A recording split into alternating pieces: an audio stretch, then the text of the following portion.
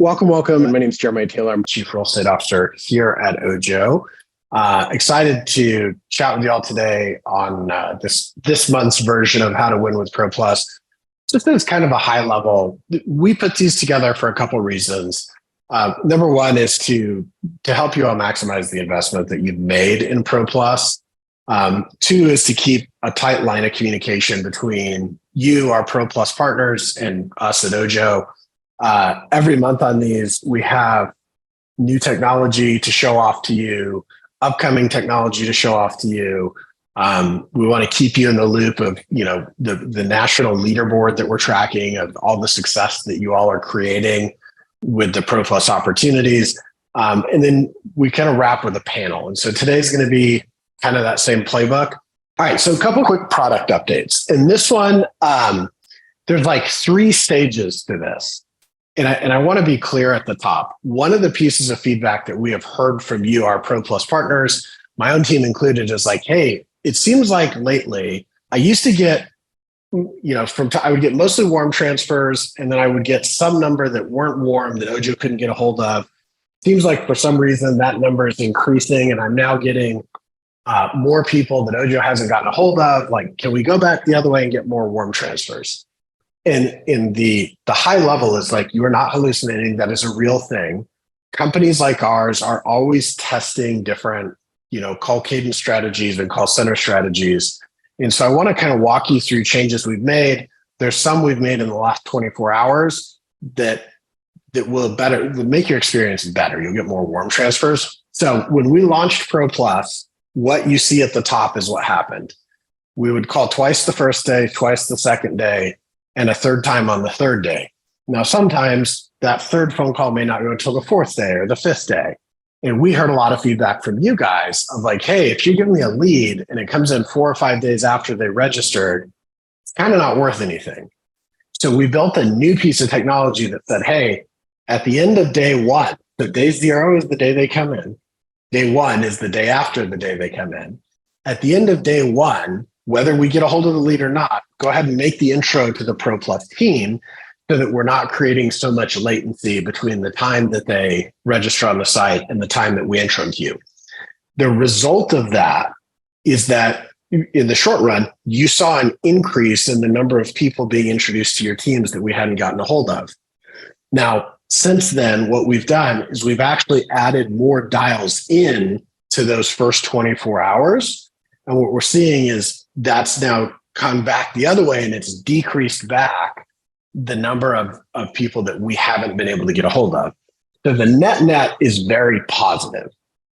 The journey there was probably a little bumpy, but the net is we are now calling people the same number of dials, but smashing it into a shorter time, and we're still not holding on to the lead. So now you should get more warm transfers, and you should also get them faster than what you've experienced to date. And so we're going to continue to monitor this. This is something we're watching very closely. We will continue to iterate and improve this. And look, large call center companies like ours, they make these changes all the time. They don't normally communicate them. In the spirit of partnership, we want to over communicate. We want to be transparent. We want you all to understand what we're doing to create the best possible outcome for you. Now, the key thing to understand, and I need you all's help as leaders to get this message to your agents. You've all heard when you did your Pro Plus demo, we make up to 1 million dials a day. Ojo has thousands of phone numbers that we're dialing from. When we're doing that, what's happening is every single day, carriers are blacklisting, blocking, marking as spam our numbers, and it lowers the answer rate on those numbers. And a lot of times it may take us hours or sometimes days to figure out that a number has been blocked. And it's because we're calling dozens of consumers and nobody's answering. So the reason that we do these non-live transfers is that we don't perfectly know. We know we tried to call the consumer. We don't know if their phone actually rang. And so what we see a lot of the time is we try to call them in that first day. They don't answer. We don't get to leave a voicemail. But then we give them to the agent, and the first call the agent makes, boom, it's like magic. The agent gets them on the phone right away. It's a great relationship, and they're rocking and rolling. So we're always trying to improve that. But I really want to help you all shift because there are other lead generation companies that they give you a range of leads and they say, hey, these are your introductions, right? Or these are your connections. And then these are like other leads. They're like nurture leads that there's probably not a lot of value in those because we've exhaustively called them. We're not calling them anymore. Throw them in your CRM and maybe something will happen with them. I want to be crystal clear that with the opportunities we're transferring you, these are very different. If you're getting a lead as a warm transfer or as a non-warm transfer, there's no difference in quality because you're still getting them quick. And then on the back of that, our team is going to continue to assist. So the concierge team is going to continue to follow up with those leads. And they're going to try and get that lead on the phone and get them connected to your agent. So make sure that you don't conflate what other lead generation companies do with Ojo. Make sure your agents are being diligent in their follow-up with both live and non-live transfers. And punchline is, know that we are optimizing to get you the highest quality lead as fast as we possibly can at Ojo. So next up, this one is really exciting. It's been a long time coming. This is going to ship in the next week and a half or so. And so the key thing here is I want to draw your attention to where it says CTA. Because what happens today is somebody goes on our website and they click schedule a tour, message an agent, request a showing, whatever they click. And sometimes they can even put a time in that they want to see the showing. Today, we don't give you any of that information short of whatever the CER tells your agent on the phone. Starting when this goes live, you're going to get an email with all that information so that you can parse it right into your CRM. And you're also going to get it in the lead offer screen. So when you're getting that lead offer, when your agents are getting that lead offer, they're going to be able to see, oh, cool, this client wants a virtual tour tomorrow at 2700 or whatever time this does. And so the idea here is that we're giving you more context.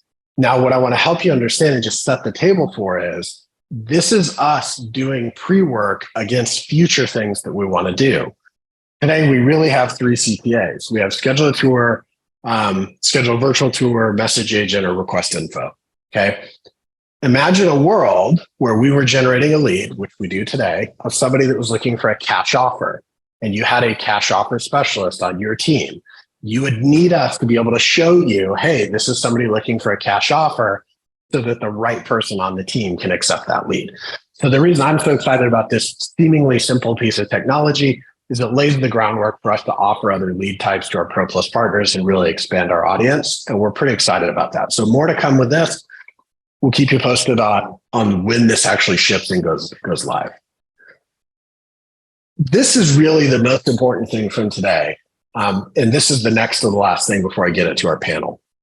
What you're going to hear from our panelists is that the reason that they and other top teams are having success versus those who are not is that they are inspecting what they expect. To date for Pro Plus, which keep in mind, our first Pro Plus team was Chris and I. We launched in late March. We had 10 more teams that launched the first week of April. There's now 300 teams live. We've made almost 15,000 introductions. We have 1,300 people showing homes. We know that somewhere between a third and half of those showing homes will actually turn into closed transactions. And we already have 134 offers in contract. The reason I say inspect what you expect, this is a screenshot of my own team. I'm being transparent with you. And you can see, look how many leads there are that are inactive. Their milestone is inactive, and they haven't been updated in the Ojo tools in 60, 70, 80, 90 days. I took my own advice and we sat down with the team and we went line by line through every lead, and we opened them up in the CRM and we opened them up in our Ojo dashboard, and we looked at them, and guess what we found? From time to time, agents forgot to do things. They forgot to follow up. There were leads that hadn't been touched in a month or two. And as soon as we started to reach out to those people, it was like finding little nuggets of gold. And the key is especially when you're getting the volume of leads that a Pro Plus team is getting, it is really easy to just focus on the latest, hottest one. And you have to remember the majority of your closings are going to come between month like 6 and 9 after the introduction. And so as a team leader, it is critical that you roll up your sleeves, You get in your CRM and you go line by line, lead by lead, and you help your agents be massively accountable. Okay. The teams that are doing that are the ones that are having massive success, because this is what happens all too often is we get a team leader, but they get on a call with their success manager and say, hey, my agents are saying the leads aren't good. And we go, well, that's interesting. Let's look at it. Can you open up your CRM and let's just see what's happening in the CRM? And we go through about a dozen leads, and of those dozen, 8 or 9 of them haven't been touched in 60 days in the CRM. I guess I need to go talk to my agents about working these. And the reality is, it's a really simple concept that you could write down. It's called PTFAR. Your programming leads to your thoughts, leads to your feeling, leads to your actions, leads to your results. So if your programming is, hey, I don't know about these internet leads, I'm not sure how they're going to work for me. You think that I'm not sure how internet leads are going to work for me. Your feeling is that maybe the leads aren't that good. So you take actions like the leads aren't that good, meaning you don't follow up with them. And guess what? You get poor results, which reinforces your programming that the leads aren't great. Our job as leaders, your job as team leaders, is to interrupt that pattern of thinking. And so, no, there are people across the country having massive success in this. There are people in our own market. I sent some information to a top team in Nashville last week. And it's like, hey, we have the Ojo Select Network are beating your massive number one team in the market in conversion. This isn't a leads issue. This is a motivation and accountability issue.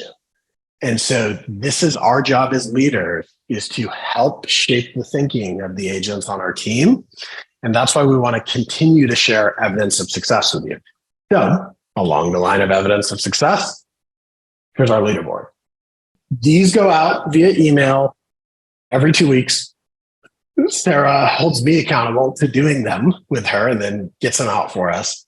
And what you'll see is we now have teams that have eclipsed the 50% mark in showing homes rate. Now, I know a lot of you probably, when we were originally telling you the top teams would get to 50%, you're like, yeah, right. Here you go. There's now 3 teams, one that's above 50 and 2 that are well within striking distance of 50%. And then we have a number of other teams that are deep into the 30s that will, as those leads mature, will easily get into the 40 and low 50% range. There is tons of opportunity within these leads. And so congratulations to these folks. And as you scroll down this leaderboard, we send you a live link. You should be curious where your team stacks up. And if you are kind of on the bottom of the list and you've got a lot of opportunities, it's not likely that your team isn't doing the right things and showing houses. It's likely that either A, they don't exactly know how to use the tools, and maybe you need a reboot with your success manager so they know how to use them. Or B, they're doing a lot of what agents naturally do, which is they try to get people pre-qualified. They try to get them working with a lender. They try to do other things before just going and meeting these people in person. And we have to help them break that cycle. In fact, I was just looking at a team in Little Rock earlier today, and it was the same thing. Like, hey, we don't have any showing homes. Well, I went through the concierge notes. They have 4 people working on financing of the last 10 leads that they got and no showing homes. It tells me that they haven't yet mastered the Connect, Set, Learn playbook that you guys are going to hear about from this top team. The other thing is I want to congratulate the teams on the right. We're going to start to talk more about closings. You've got the Clarkson Realty Group with 5 in contract and close. You've got Michelle Cantrell's team and the Karen Nguyen Real Estate Network, both at 4 transactions in contract or close. And then we have an 8-way tie for third place.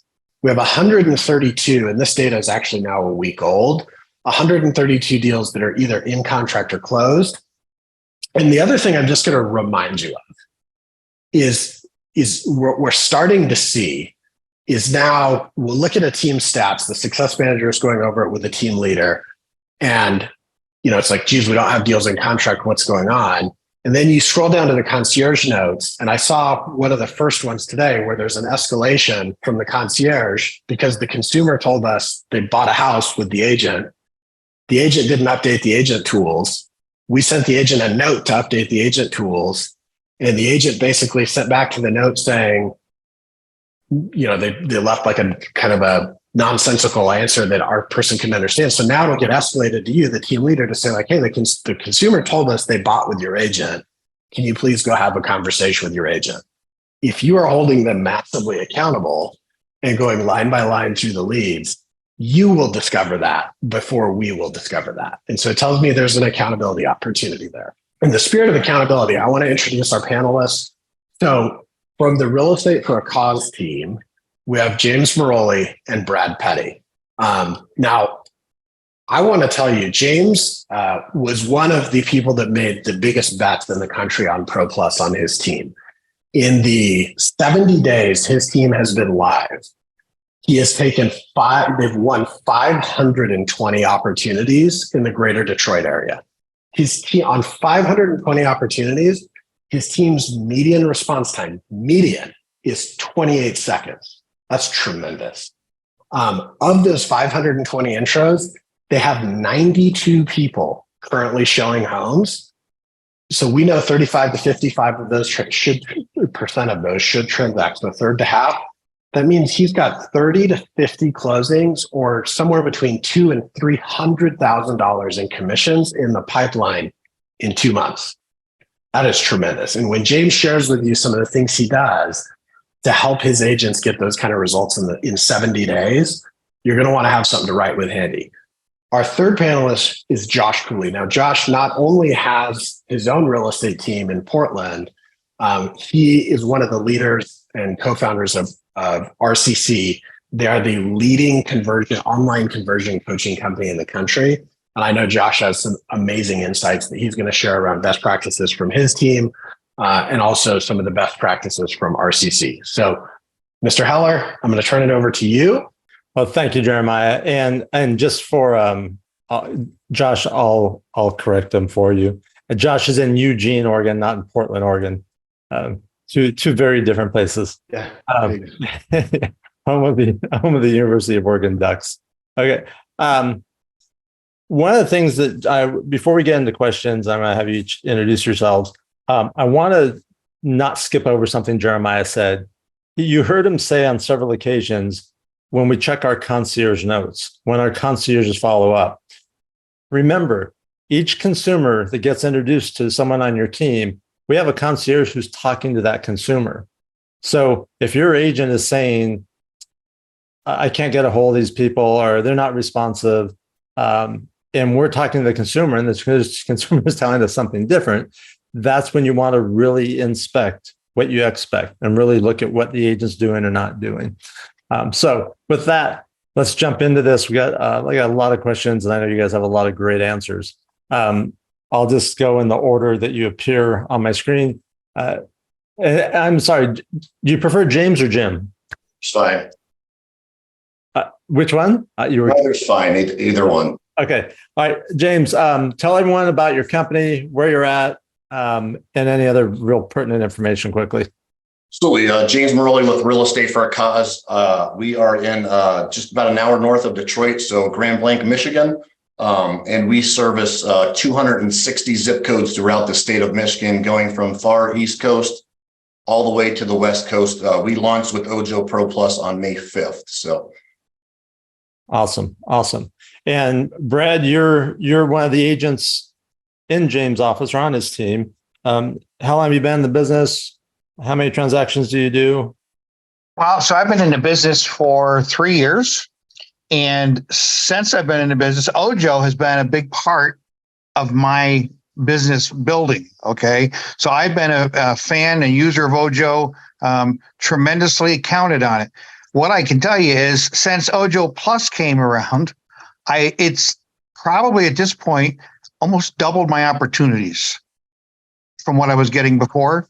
So I think last year I did 27 Ojo deals, or so I don't know what number it was. I know I was in the top 5 in the country, but I just think if you work the Ojo leads, we're going to be very successful as a team. All right, and we're going to talk more about what that means. Josh, tell us about your team and number of transactions you do, number of agents. Yeah, we're right around 200 transactions a year. We have 11 agents now. Last year we had 7, so we're growing. We service from Bend, Oregon to the coast over Florence and Newport.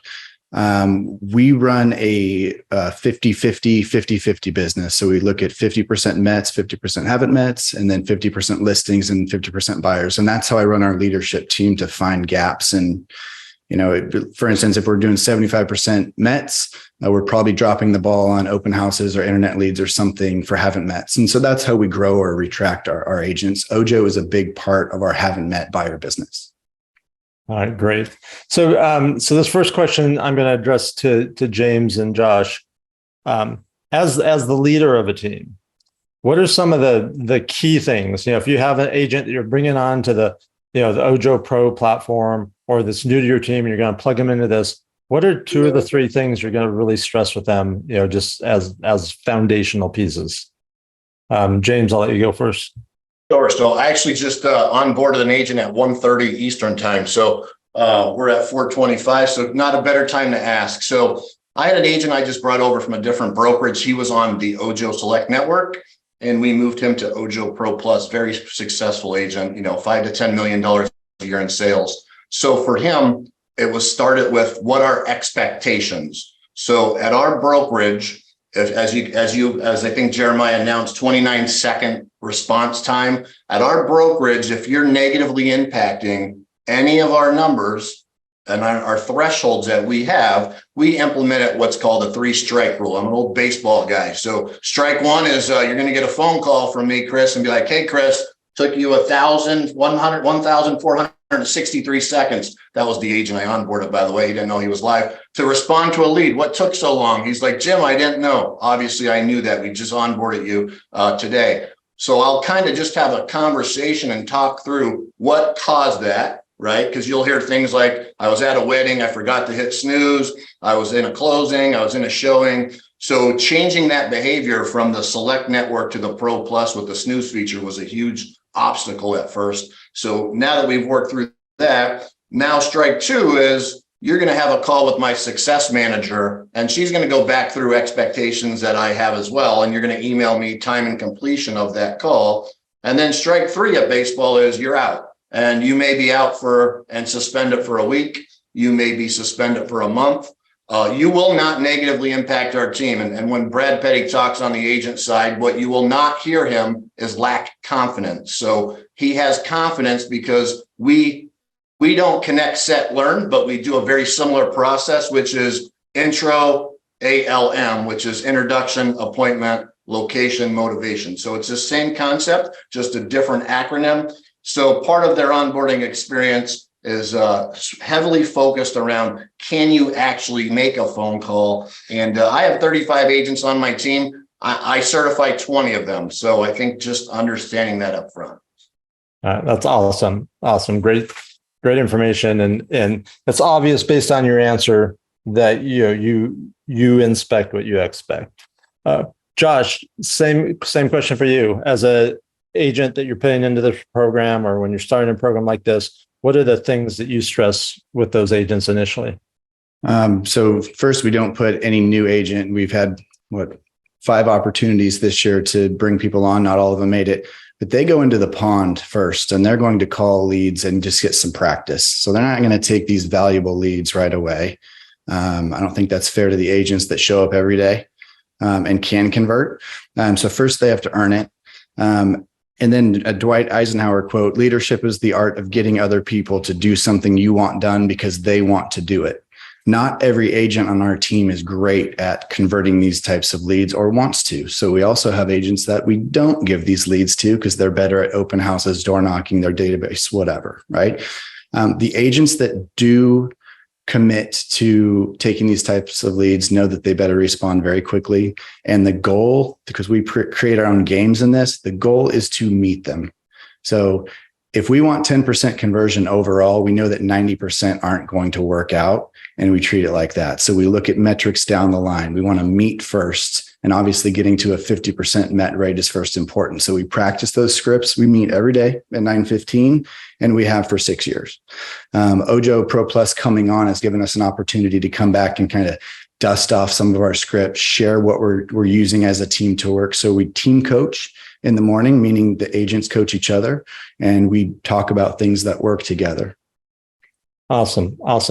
Let me ask similar question, but from an agent's perspective, Brad, for you, when you've been involved with the company for 3 years with Ojo since you started really, but just with Ojo Pro Plus, like what's your mindset when a lead comes in? What's your focus? What's your like number one goal when you get a lead? So my number one goal is to get the client to believe in me enough to confirm that I'm going to be their agent. Okay. That's typically an easier done in person than it is over the phone. So you have to be good on the phone. You have to build a belief in the client that I am here for a reason. You were transferred to me for a reason. Okay. Now let's meet. Let's put an extra 20 minutes on our first showing so we can talk about what this process will look like of you buying a home and what's important, like pre-approvals. So having said that, every Ojo lead that comes in, and to me, there's really no difference if it's a warm or handoff or not. Okay. If I have the lead, my mindset says I have to work that lead to finish. Finish might be we bought a home for them.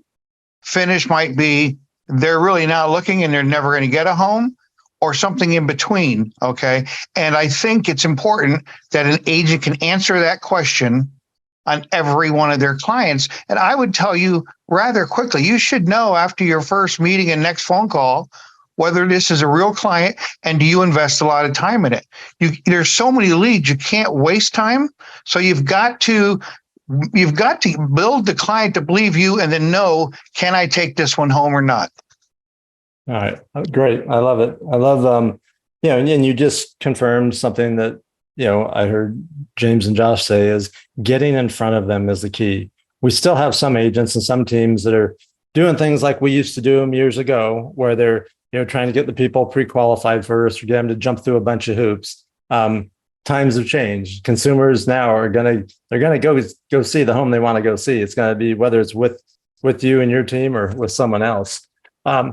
It's interesting. We get to see a lot more information than you guys get to see. Right? We've been doing this for 3 years. We get to see what's happening in your market, what's happening to the leads, how they're converting. We get to see what the consumer's saying, and you don't always get to see that because we're talking to the consumer as well as your agent.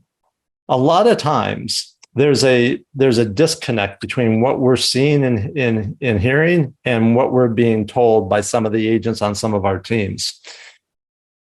And I'm curious, and this is something that I'm truly curious about. I have a hypothesis, and my hypothesis is that if you ask an agent on your team, how are the Ojo leads or the ABC leads, if they say they're great, but they aren't converting, the next question I'm going to ask is, why aren't any of them under contract then? And because of that, I think sometimes the agents are afraid to say the leads are good, or at best they're going to be neutral about them or negative. Is that do you think that's true, or is that just something that's in my mind? James or Josh? I'll comment on that. So in addition to Ojo, we buy leads from many different lead sources. So I did research 2 months ago, and actually when I was talking to the agent I just onboarded, I told him I'm going to dive back into it probably in August. But on our closings 2 months ago, it took 183 days to get to the closing table. So every month at our monthly meeting, we track lead volume by source, what is pending in the office. So whether it's Ojo or Zillow or Realtors or any of the big ones that are out there, we track X amount of dollars. And Brad will tell you, Ojo has been our number one dollar converter for 18, 24 months that I can remember. If it was not, it was within $100,000 of being number one, but total for the whole year, it blew the other competition away. So we absolutely love the partnership with Ojo. And when I look at it, it's exactly what you said. What are they doing with the leads? Understanding inventory is down, keeping the team positive, right? And executing on those behaviors. And then what is that CRM follow-up? So I'm a big believer in Boomtown. I spent 6 months and 5 years before I switched from Follow Up Boss to Boomtown, and I interviewed every CRM you could think of, and none of them are perfect, but it's what is a CRM that's going to work for you and your team, and what is those action plans? So when you get that lead in, to Brad's point, if it's not a hot lead, 0 to 90 days, and you're moving it to a nurture, maybe 3 to 6 months, or going to a watch, what is that drip plan? What does that action plan look like? And as good as I think we are, I guarantee I go into my CRM, I'm going to find all kind of missed business. That's just that's the reality of our jobs, right? But when we're dealing with volume and so many leads coming in, that follow up and those systems are so critical. So let me, Josh, before you answer that, James, let me do a follow-up question to you on that. If you, on any of those programs you mentioned, if those leads were going to your agents and you weren't going into the CRM and seeing what was happening, how different would your results be, do you think? Night and day. I say garbage in, garbage out, right? So your systems and processes are only good. Inspect what you expect, right? So it would be totally different.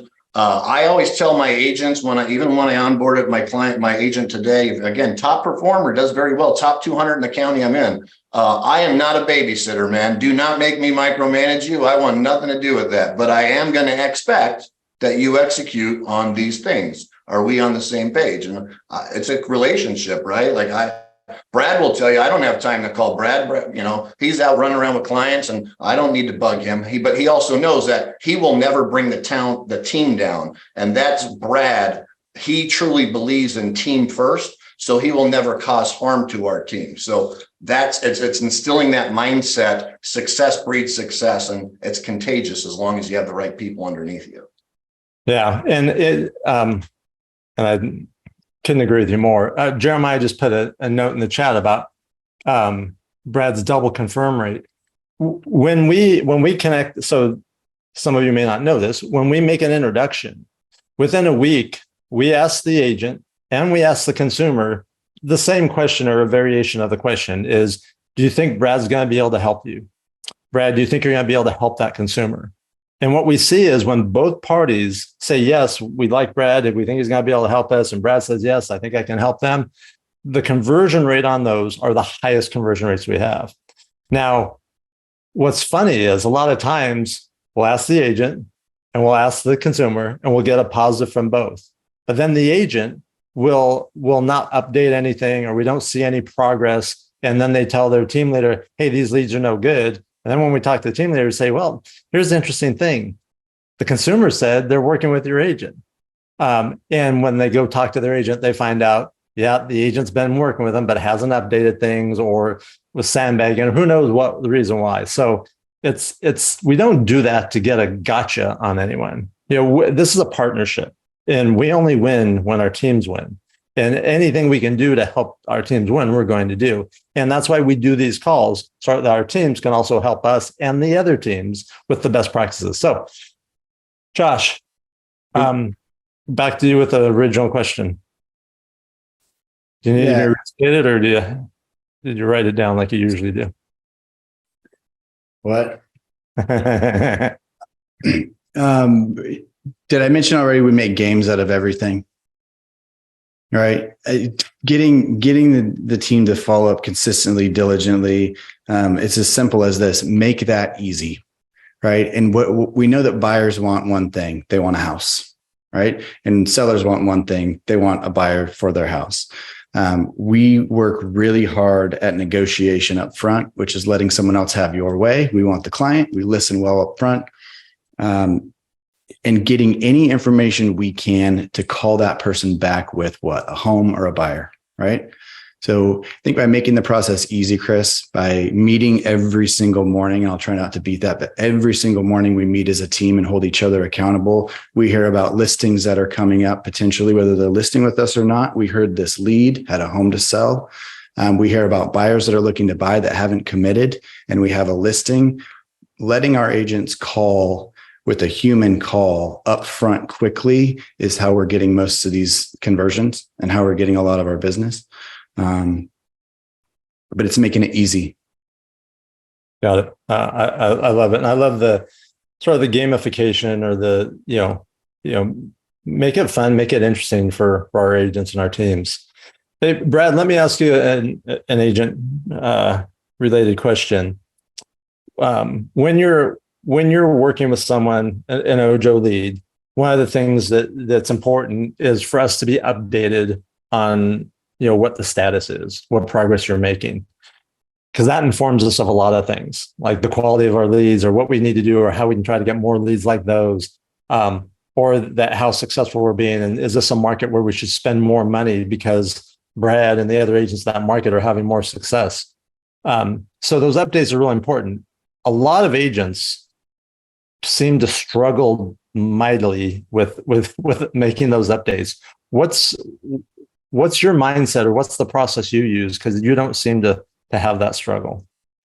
No, I don't, because I try to conform to the different stages that Ojo has set forth. Okay. Now, as an agent, I have two areas I've got to do that with. I've got to do it in Boomtown for Jim, and I've got to do it in Ojo for you guys. Okay. And then I have my own system that I've got to make sure is maintained. So I said, the key to being a good agent, and this is, I actually teach this, okay, is follow up and follow through.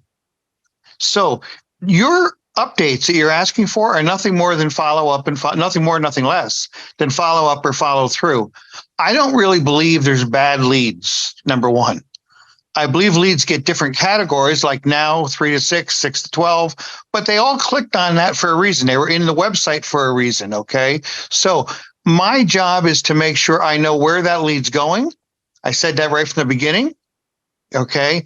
And then just to click it in your boxes is for most part is pretty easy. The only ones that I think that you might struggle with where to put them would be your year out ones. Because if you count how many times you'd have to update it, if there was like a waiting, you know what I'm saying? But truly, the update process, if you're working the client, if you're staying on top of that client and what they need, well, then you know what? The update process is simple. And that's what I tried to do. Yeah, I love that. There's a couple of things you said that I really like. Follow up and follow through. And in my mind, like the follow up is, what we do with the clients. The follow through are the things we need to do. You need to update your CRM. You need to update Ojo. You also said something that is near and dear to my heart. And you said that there's no bad leads. I've been saying for years, there are no bad leads. There's only bad follow up. And by bad follow up, it's either a lack of follow up or ineffective follow up. A lead is a lead. People say, well, these leads aren't good or these leads aren't bad. Well, it's interesting. The two other teams in your market are killing it with the same leads. So is it the leads or is it the process and what we're doing? Hey, Jim, I want to go back to something you said. You called it Intro ALM. Will you talk a little more about that? Absolutely. So introduction is nothing more than, and just because we have multiple lead sources, I wanted consistency, right? So it's nothing more than this is James Maroli with Real Estate for a Cause. I'm a preferred agent with Movado Ojo. I see you wanted to see property 123 Main Street. So that's the location. That's the appointment piece. So the intro, A is the appointment. I see you wanted to see 123 Main Street. What date and time works best? L is location. So I like to separate myself from the property and my agents from that property. So in addition, Chris, to 123 Main Street, are there any other properties that you're interested in seeing in Flint, Michigan, right? And then M is the motivation to that house. So what specifically did you like about that house, or what made you click on that house?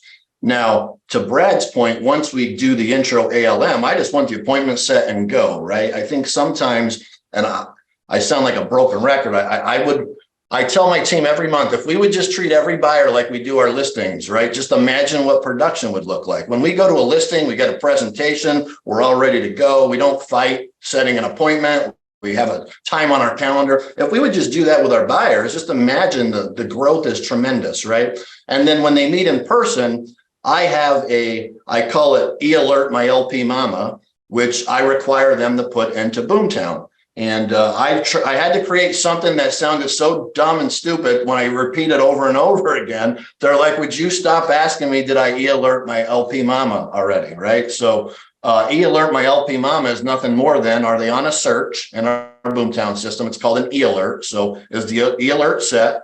And then LP Mama for Boomtown is location. Where are they looking? Is it Flint, Grand Blanc, Goodrich, surrounding areas? P is the price range. M is their motivation category in Boomtown. So now are they a hot lead? Are they a watch? Are they a nurture? You know, what's the status and category? So that is your M for the LP Mama. The A is, do they have an agent? Because I teach first dates free.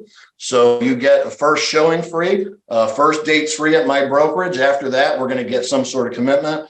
And then the next M is where we talk about the mortgage. Are they pre-approved? And then the last A is the second most important one is what's our next appointment, right? So we have the intro ALM on the front end, which is the appointment being the key driver. And then when you meet them in person, alert my LP Mama, and you could do this all over your phone, but as you're showing the house, you're gathering this and gathering questions. And for those new agents that are maybe 6 to 12 months or 12 to 18, depending on how good they are, hey, you don't need to get it all. Like, get the important pieces, right? It may take 2 or 3, but for Brad Petty, he's going out there and he's getting alert my LP Mama, and he'll have him on the phone 3-way call with the lender, after the showing. And we're probably either writing an offer or we're moving on, and we're going to categorize it. So it's very specific expectations that I have. And again, I challenge people when they walk through the door.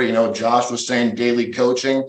We've been doing weekly Ojo calls with the Ojo person before even Ojo Pro Plus. So I used to have an area manager with my team every Monday for probably 6 to 12 months. I could backtrack that. And I kept that up with my Ojo Pro Plus. So when every Monday, so this Monday was 12, I think the next one's 11. It's either 11 o'clock every other week, just depends on my personal calendar. But it's either 11 or 12 every Monday. So we go through those expectations, and then I leverage my CRM to bulk get the results out. So the first couple of weeks of Ojo Pro Plus, I would text my first agent, who's Alex, and I would say, your last 7-day results are as follows. And I would put them all in a text, and then I'd copy that text and I'd go to my next agent, Amanda. And it would take me about 45 minutes to go through that, right? So just like Ojo Pro Plus has learned, I now use Boomtown, and I have every one of my agents loaded in. Category trash, by the way. I always joke on that. They're all trash, so they don't get any bulk spam or anything of that nature. But we use the Boomtown system so I could download my report, put it to the Google Drive in my Ojo folder, share a link, and send it via text message in the CRM. So everyone's able to see their results. And it takes me 45 seconds now to do it instead of 45 minutes. So it's just, again, how we learn. We're not perfect, but we spend a lot of time and energy about being as darn close to perfect as we can. I'll tell you that. Jim, can I say one thing, Chris? Yeah, Brad, go ahead. I'm sorry. I just want to jump on what Jim just said there. I think it's important to understand when those calls are made, if Jim's calling me with my results, okay, they're metrics and they're numbers, and they do tell a story. But what he's really telling me is, Brad, you have to improve this behavior. Okay. I think it's key. The numbers are numbers and they do tell a story, but they're reflective of a behavior that we're lacking in. And each agent, each leader needs to understand how to turn those numbers into an improved behavior. Jim does a good job at that. I just want to make sure we don't get too hung up on the numbers, because Jim really does focus on the behavior on the call. That's all I want to say. No, that's great. And thanks for adding that. And this is a question for either one of you two, Jim or Brad. Do those numbers get shared with the other team members too, or just with the individual member on the team? In other words, if I'm on your team, do I get to see my colleagues' numbers also? So on our call Monday, we have it up on the screen and we're sharing it, but we're covering any updates Ojo had. And sometimes, I have a bigger team. So with, 25, 28 people now on Ojo, you might not scroll down and see everyone. So we started initially with a text message going after and then a phone call. Now I'm sharing the whole report. So it's easier for me now to download that report. And if you don't, I learned how to do it recently. I have good people underneath me. They help me when I'm technology's a challenge, but they help me, download the report, put it in the Google Drive, and that gives me my ability to put it into a link, and then I could embed that link into the text messaging on Boomtown, and everyone gets results. And it's, hey, happy Monday. It's your favorite broker here. Below are the last 7 days results. Hope you had a great weekend. Let's hit the ground running, right? And then, or I'll see you on the call, right? And then we cover, we'll recognize, we celebrate the wins on the call every week with Hannah, who's my success manager. We always start the calls out. Here's what's going great. Here's what updates are have, and then where's our opportunities. Got it. Hey, Brad, when you see your team, the other agents on your team's numbers, what goes through your mind? What does it cause you to think? So if I say panic, is that okay? Yeah, we want the truth. Well, so I'm a very competitive person, number one. But number two, the people that are on our Ojo team are successful agents. Okay. And I believe I should be on top of all of those. So being competitive and being who I am as an inner person, I'm using those other numbers to drive my behavior improvements, because the next time he puts those numbers up, I want to jump up 3 spots. Where do I ultimately want to be? At the top of all of them. Okay. I take pride in every piece of the behaviors it takes to be a successful realtor. Okay. This is not about successful Ojo or success. It's about being a successful realtor. And those numbers drive me to work on my behaviors to get better. Okay. And I really take it personally. If I'm down in a category, I don't want to be near the bottom in any category. Yeah. No, I appreciate you sharing that and being transparent. And I think most agents are similar to that. And I think a lot of team leaders are afraid to share the numbers with all the team members. I'm a strong proponent for that. Hey, Josh, there was a question specifically for you. You talked about the morning meetings you had. And the question was, are those live or Zoom? How do those meetings get structured? I mean, they're live. We're fortunate enough to be in a smaller community that you're half an hour out at the most. I coach some teams that an hour and a half is average. If you can't be here, you Zoom in. But the cool part is at this point, we use Slack. If people can't make it, sick kiddo, doctor appointment, whatever, they're accountable with the team and say, hey, I'll be on Zoom. I won't be in the meeting, or, hey, I can't even make the Zoom. Someone take notes for me. I want to know the upcoming listings. So it's live. All right. And then same question for you that I asked Jim. Do you share when you're going over holding your agents accountable and going over the results with them, do you share that with everyone on the team? Absolutely. And again, both of you do. Okay. It's understanding that it's not meant to make anyone look bad, right? I think that's important that you lay that foundation. I'm not, again, micromanaging, and I'm not trying to make you look bad. I'm trying to help. Right. And if you don't want that help, maybe we need to have a different conversation. So I don't know if that was for me or Josh. I thought you said Jim, but by all means. No worries. No, appreciate you jumping in. Josh, how about for you? Yeah, with us, it's easy culturally. We are individual human beings with families, but we're one agent when we walk through that door. Any activity you do or don't do is going to impact the next person. So we share all of our numbers, and we collectively work to find that buyer, that seller a home, because it gives us focus, and that's just how we operate. So there's no secrets. It's our numbers, right? Yeah. I could keep asking you guys questions for hours. This is awesome. Jeremiah or Jenna, how much time do we have? And Jeremiah, are there any questions that you've been dying for me to ask that I haven't asked? Got 5 minutes. Okay. And now I think this has been tremendous. I've been over here scribbling notes. So my team, like many of yours, will be the victim of this webinar, that they will get a cascade of notes sent to them afterwards. Yeah. But would love to open it up for Q&A. If y'all have questions, pop them in the chat. One of the things I'll mention while you are formulating your questions is you heard me quote Brad's double commit rate on his team of 40%. That is a metric that is in your Yeti Dash. So here's your Yeti Dash. Here's Brad. It's actually a 39% double commit rate right there.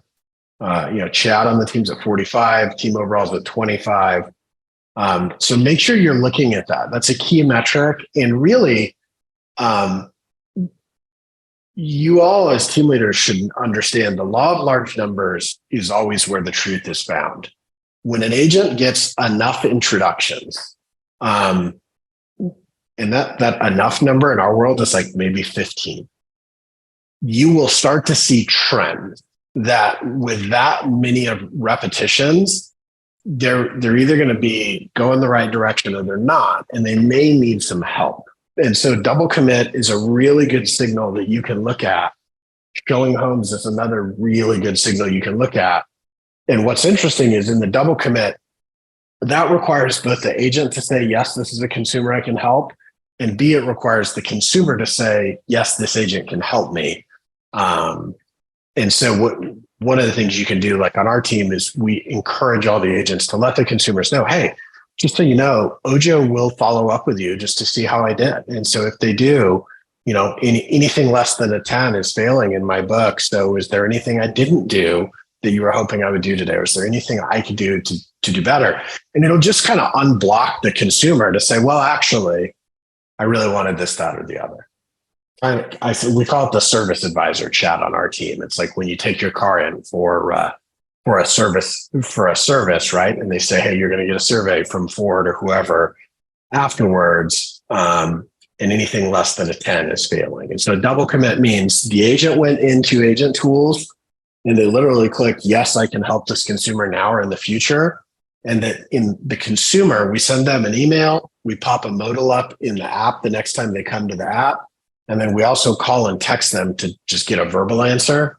And we just say, hey, you know, did the agent contact you? Number one. And then if they say yes, is the agent going to be able to help you? Did we make a good connection? And so double commit means the agent said, yes, I can help this person now or in the future. And the consumer said, yes, this agent can help me. So again, anyone on the Zoom here, if you have any questions, put them in chat, put them in the QA. Happy to get to them while you're doing that. If you leave this conversation with anything, I think one of the biggest takeaways is that this isn't a sign up and automatic pilot type program. The teams, like the ones that you're hearing from today, that are having tremendous success, are putting in the time and effort to really treat this as important of an investment as it is, because you're all are paying. And they are digging into the numbers and they're digging into their processes and they're looking at and fixing the things that need to be fixed so that it's not a question of the leads. It's a question of process, effectiveness, thoroughness, you know, all the things that you've heard today. So I'll get off my soapbox on that one. Let's see. Any other questions before we go? We will let you, let's see. We're new, but about 25% have come are well below any price point that's possible. What do you recommend there? Jeremiah, you want to answer that one, or I'm happy to? Yeah, I'll answer. So Robert, or for anybody, here's what you have to remember. When the lead is coming in, they're clicking on a listing. We algorithmically evaluate, are there some reasonable number of other listings like that listing that they clicked on that you should be able to help them? Now, I'm in Tucson, Arizona at the moment. The average sales price in Tucson is about $300. If somebody inquires on a $10,000 trailer, you should not be getting that lead. And if you are, you need to let your success manager know. And even like a $50,000 piece of land, like where there's maybe two in the MLS like that, right? But if I go look at the MLS inventory today, and there are dozens or hundreds of homes at that price point, our algo is going to say, hey, this looks like something that should be serviceable. And so what I would tell you is if you're finding that you are getting leads that are truly unserviceable, meaning like I run an MLS search and I get a goose egg or like a low single digit for things in that price point, please bring that to the attention of your success manager. That feedback loop is what will help us tune that price, like kind of sniffing algorithm. And so if things are like truly unserviceable, let your SM know. We have a process on the inside to update that algorithm, but know that like, if you go type it into MLS, it may not be a price point we love, but a lot of times what happens, and I'm like on my team, it's funny, we call it a bronze mountain because once upon a time in 2008, I priced very aggressively a short sale. We got 170 sign calls on one property. We ended up selling like 20 properties from that one. And it was because it was a really good value. And so what happens a lot of times is those lower price properties drive more inquiries because they're really good values. but that doesn't have anything to do with the actual budget of the consumer. And so two things. One, if you're truly getting unserviceable leads, like there's nothing in your MLS for that. Let your success manager know we can tune that algorithm. The second is like in Tucson, we just had a listing that I think it was like 169,000. It was a probate. It was a great deal. And we got blown up. I mean, our phones rang off the hook. What we found is a lot of people thought that was a great deal, but they can buy $300,000 and $400,000 houses. And because we took the time to actually like talk to them, have a conversation, be responsive and follow up, we won that 300 and 400K business. And we wouldn't have won it had we not, kind of treated them with that same care. So hopefully that answers your question, Robert. I saw you kind of nodding along at me. So I think it did, but if it didn't, keep it going. All right. So hey, we're going to wrap up. First and foremost, Jim, Josh, Brad, thank you so much for doing this. I think we notified you like within the week, hey, would you do this? You all were gracious enough to jump in and you all did a great job. So thank you. My pleasure.